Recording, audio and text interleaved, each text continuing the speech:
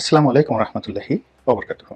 সম্মানিত দর্শক, ডক্টর মোহাম্মদ ইউনূস রাজনীতিতে কিংবা অর্থনীতিতে কিংবা এই মুহূর্তে শাসন কার্য পরিচালনায় যে একটা বিবর্তন আনতে চাচ্ছেন, পরিবর্তন আনতে চাচ্ছেন, সফলতা দেখাতে চাচ্ছেন, বলতে গেলে সবকিছুতেই একেবারে গোড়ার দিকে গলদ দেখা দিচ্ছে। তাকে ঘিরে মানুষের যে স্বপ্ন, মানুষের যে ভালোবাসা, এগুলো ক্রমশ ফিকে হতে শুরু করেছে। আর দৈনন্দিন জীবনের যে সমস্যাগুলো, এগুলো দিনকে দিন আরো প্রকট আকার ধারণ করেছে। দ্বিতীয়ত, তিনি যে অন্তর্বর্তীকালীন সরকারের প্রধান হলেন, এক্ষেত্রে তার যে প্রধানতম সহযোগী, যাকে বলা হয় স্টেক হোল্ডার, সেই স্টেক হোল্ডার হলেন বাংলাদেশের মূল ধারার রাজনীতিবিদগণ এবং রাজনৈতিক দল। তো এই রাজনৈতিক দলগুলোর সঙ্গে তার যে একটা আন্ডারস্ট্যান্ডিং ছিল, শ্রদ্ধা এবং ভালোবাসার সম্পর্ক ছিল, সর্বোপরি বিশ্বস্ততা ছিল, এটিও তলানিতে পড়ে গিয়েছে।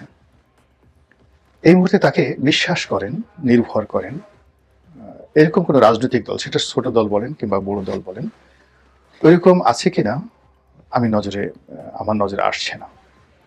সেটা গণসংহতির সেই জোনায়েদ সাকি বলেন, কিংবা রেজা কিবরিয়া সাহেবের গণ অধিকার পরিষদের যে অংশ আছে সেটি বলেন, অথবা সেই এবি পার্টির মঞ্জু সাহেবের দল বলেন, বিএনপি জামাত জাতীয় পার্টির কথা, আওয়ামী লীগের কথা না হয় বাদই দিলাম।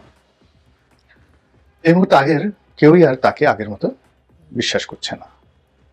দ্বিতীয়ত, এই আন্দোলনের প্রতিপক্ষ যারা অলমোস্ট 50% ভোট জনসমর্থন যারা নিয়ন্ত্রণ করেন, তারা তো একেবারে রিংয়ের বাইরে থেকে প্রতি মুহূর্তে এই ভদ্রলোককে বিপদে ফেলানোর জন্যে তার বিরুদ্ধে নানা রকম দেশি বিদেশি চক্রান্ত, এবং সবচেয়ে ভয়াবহ বিষয়টা হলো অপপ্রচার।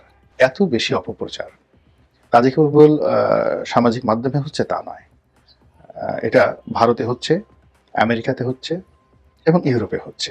এই প্রচারগুলো চালানো হচ্ছে, এবং এই সকল প্রচার এবং প্রোপাগান্ডার ফলে তার যারা স্টেক হোল্ডার আছেন, এই মুহূর্তে যাদের সঙ্গে তার রাজনৈতিক সখ্যতা হওয়া সম্ভব, তাদের মধ্যেও এক ধরনের অস্বস্তি লক্ষ্য করা গেছে। যেমন ধরুন, এই কয়েকদিন আগে তিনি একটি রাজনৈতিক ঐক্যের ডাক দিলেন, এবং আওয়ামী লীগের সঙ্গে যারা 14 দল যারা ছিলেন, অর্থাৎ আওয়ামী লীগ, জাতীয় পার্টি, তারপর সেই জাসদ, ওয়ার্কার্স পার্টি, তরিকত ফেডারেশন, এরকম 14টি যে দল ছিল, তারা ছাড়া অন্যান্য যে সকল ছোট দল, মানে বিএনপি জোটে নেই, আবার আলাদা করেভাবে জোট করার মতো না, এরা ছোট ছোট দল কিন্তু বেশ সক্রিয়, তারা সবাই কিন্তু সেখানে গিয়েছেন। কিন্তু মিটিং শেষ হওয়ার আগেই যে ঘটনাটি ঘটলো, মানে মিটিংয়ের শুরুতে, সেটা হলো এলডিপির দু অংশ, এক অংশ বিএনপির সঙ্গে আছে, আর এক অংশ তারাও বিএনপির সঙ্গে যাওয়ার চেষ্টা করছে, কিন্তু বিএনপির যারা নেতৃত্ব, শীর্ষ নেতৃত্ব, তারা যে মূল এলডিপি জনাব অলি মানে কর্নেল অলি, তাকে ভয় পান। এর কারণে তিনি একজন জীবন্ত কিংবদন্তি। তার যে অভিজ্ঞতা, তার যে যোগ্যতা, তার সামনে আসলে এখন বিএনপির প্রথম সারি যারা নেতৃবৃন্দ রয়েছেন, তারা খুব অল্প কয়েকজন রয়েছেন কথা বলতে পারেন। এর কারণ হলো তিনি জিয়াউর রহমান সাহেবের সাথে সরাসরি যুদ্ধ করেছেন, জিয়াউর রহমানের সঙ্গে একেবারে জীবন সঙ্গী হিসেবে তিনি থেকেছেন, এবং এই দলের অনেক অভ্যন্তরীণ গোপন বিষয় তিনি জানেন। এর বাইরে ব্যক্তি বেগম খালেদা জিয়ার সঙ্গে তার একটা মধুর সম্পর্ক রয়েছে। এই কারণে দলের যারা তরুণ তুর্কি, তারা প্রায় সকলেই কর্নেল অলিকে ভয় পান। দ্বিতীয়ত, তিনি বিএনপিকে যখন চ্যালেঞ্জে জানিয়েছিলেন, বিএনপি তখন ক্ষমতায়, সেখান থেকে প্রায় 37-38 জন মন্ত্রী এমপিকে নিয়ে তিনি এলডিপি গঠন করেছিলেন।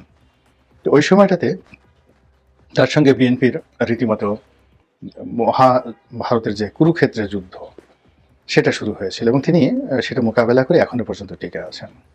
পরবর্তীতে বিএনপির জোটের সঙ্গে তিনি ছিলেন, কিন্তু 2018 সালের নির্বাচনের পরে এই জোটের মধ্যে কেমন যেন একটা গাছড়া ভাব চলে আসে।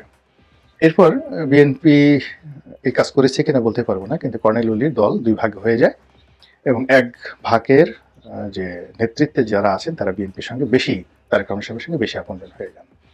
এখন যেটা হলো যে এই জাতীয় ঐক্যের যে ডাক দিয়েছেন কর্নেল মানে ডক্টর মোহাম্মদ ইউনূস, সেখানে কর্নেল অলিকে দাওয়াত দেওয়া হয়েছিল, কিন্তু তিনি যেভাবে সেখানে গিয়ে ফিরে এসেছেন অপমানিত হয়ে, এটি একেবারে গোড়া একটা গলদ।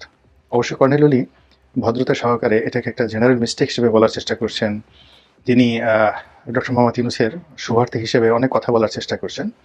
কিন্তু যেহেতু তিনি রাজনীতিবিদ, কৌটিল্যের অর্থশাস্ত্র তার মুখস্থ, কাজেই এই বিষয়টিকে তিনি খুব সহজে ছাড়বেন না। আবার অন্যদিকে ওই বৈঠকে এমন কিছু ঘটেছে, গাঁট ছাড়া, গা বাঁধা, সমন্বয়হীনতা। তো ওখানে আমরা কেবলই মাত্র ডক্টর ইউনূসের যে কথাবার্তা শুনেছি খুব গতানুগতিক, নট পয়েন্টিভ। কিন্তু অনুষ্ঠানে যে ছবিগুলো দেখেছি, বডি ল্যাঙ্গুয়েজ, তাতে মনে হচ্ছে যে কারোরই ওরকম আন্তরিকতা, মনোযোগ বা একেবারে দেশপ্রেমে উদ্বুদ্ধ হয়ে একটা জাতীয় ঐক্য করে বিশাল কিছু করার যে একটা উইজডম অ্যান্ড ফ্রিডম, এই জিনিসগুলো কারোর মধ্যে ফুটে ওঠেনি। অনুষ্ঠান শেষ হয়েছে, শেষ হওয়ার পরে যা হবার তাই হয়েছে, কিছুই হয়নি।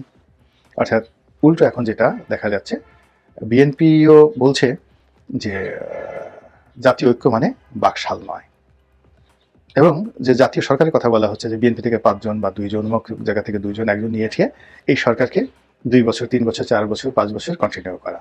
এখন বিএনপি এই ফাঁদে পা দিতে চাচ্ছে না। এর কারণ হলো যে জাতীয় সরকার হোক আর যেভাবে হোক না কেন, এখানে কর্তৃত্ব থাকবে সেনাবাহিনীর, কর্তৃত্ব থাকবে ডক্টর মোহাম্মদ ইউনূসের। তো সেখানে বিএনপির যারা যাবেন তারা কেবলমাত্র উপদেষ্টা হিসেবে আনাকুম জানাকুম, এর বাইরে তারা কিছু করতে পারবেন না। তো সেক্ষেত্রে সারা বাংলাদেশে বিএনপির যারা লোকজন আছে তাদের কোনো উপকার হবে না। এখন বিএনপির যন্ত্রদণ্ড, কোলাহল যা কিছু আছে এটা বরং বাড়তে থাকবে।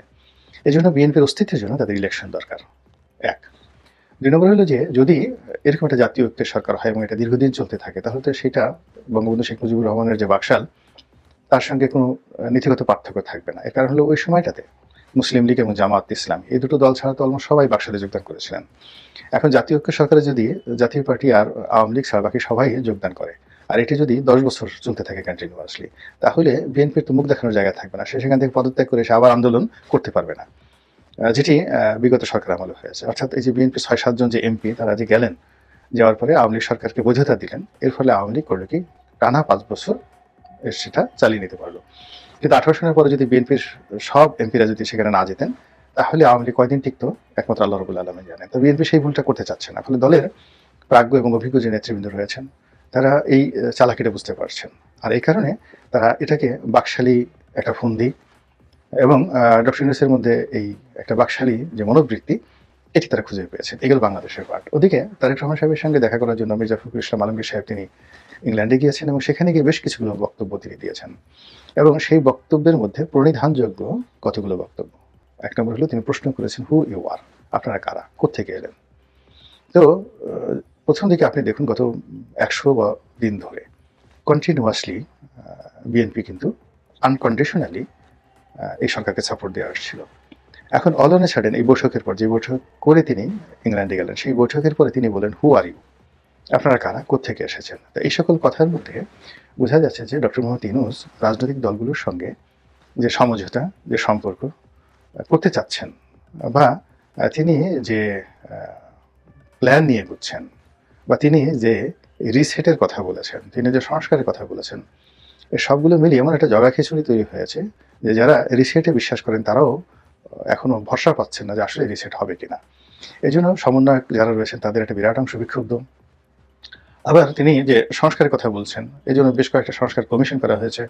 তো তারা খুব পরিশ্রম করছেন, কষ্ট করছেন, তারাও ভীত সন্ত্রস্ত যে এত কষ্ট করছি, সেই সংস্কার যদি না হয়, উল্টো যদি এই সরকার না টিকে, সেটি বিএনপি আসুক, অন্য কোনো দল আসুক, তখন এই সরকারের সাথে যারা সম্পৃক্ত, সেই হিসাবে যারা এই সংস্কার গ্রুপের মধ্যে রয়েছেন, তো তারা দেখা গেল সেই 111-এর সংস্কারবাদীদের মতো করে আবার সমাজে নাজেহালের শিকার হবে। তো সব মিলিয়ে এমন একটা জগা খিচুড়ি তৈরি হয়েছে, সেই জগা খিচুড়িটা যে কোথায় গিয়ে কিভাবে একটা শুভ পরিণতি লাভ করে সেটা বোঝা যাচ্ছে না।